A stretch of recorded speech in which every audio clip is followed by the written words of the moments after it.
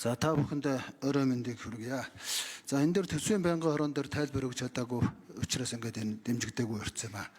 За энэ боомтын сэргэлтийн хүрээнд энэ ард суурийн боомт руу 159 км замыг тавья гэдэг саяхан нээлттэй хийгээд манай их хурлын дарган дээр очиод нээлттэй хийсэн. Тэгээ энэ төслөө одоо 3 хуваагаад явуулъя гэд эхний ээлжийнх нь 20 км-ээр явуулах байсан.